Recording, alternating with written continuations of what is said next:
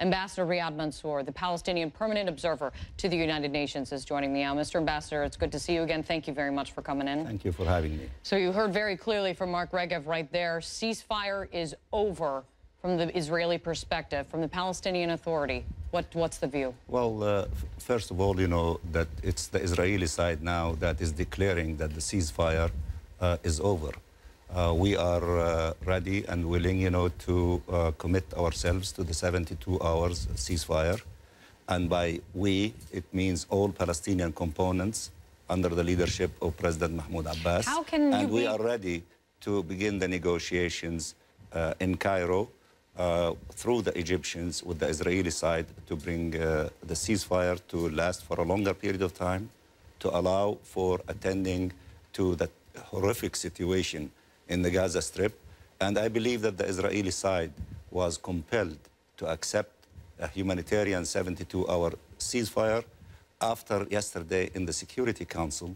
There were very vivid reports from distinguished personalities, Ms. Amos and the Commissioner General of UNRWA, in which they gave details of this situation of the civilian population in the Gaza Strip, and it was not justified by any means, in which around 10,000 We got to talk about what happened, though, this morning. That's what I'm saying. That's why they accepted the ceasefire.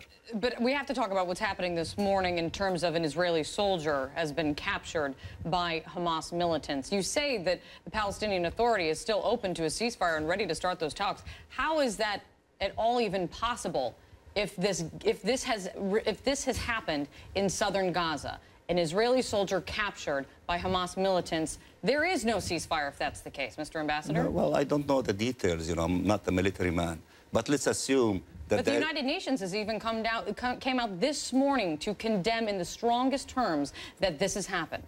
That it condemned that the ceasefire was broken. And you heard the Israeli side, they're saying that the IDF declared and the Israeli government there is no ceasefire. It was not our side that declared. Do you condemn that this has happened? Condemn what? That an Israeli soldier during the hours of this ceasefire has been captured by Hamas militants? Well, if the Israeli soldiers were moving away from their side to the Palestinian side and engaging in a military operation with you know, guerrillas, then this is you know, confrontation.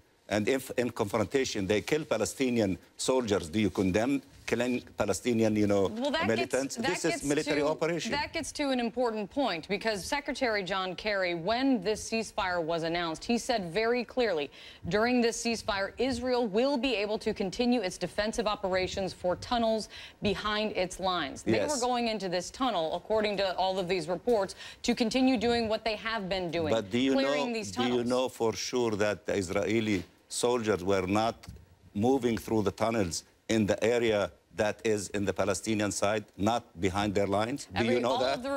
All of the reports we have is that there was a Hamas militant with a suicide vest on. These are Israeli reports. Do we know for sure? This is Israeli reports.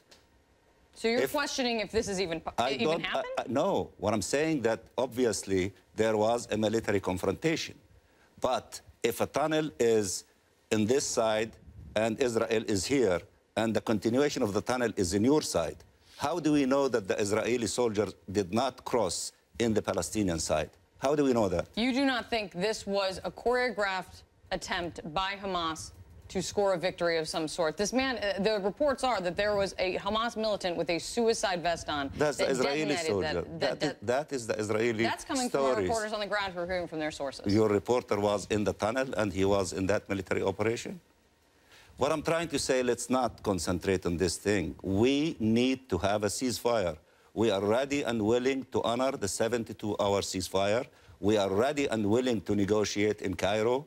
We want to put an end to this tragedy. It is the Israeli side that caused this massive humanitarian tragedy against 1.8 million Palestinian civilians. It is in our interest to stop the fighting now. It is in our interest to attend to our wounds, to bury our dead, as Secretary of State indicated, to get food, to go and visit our homes. It is in our interest.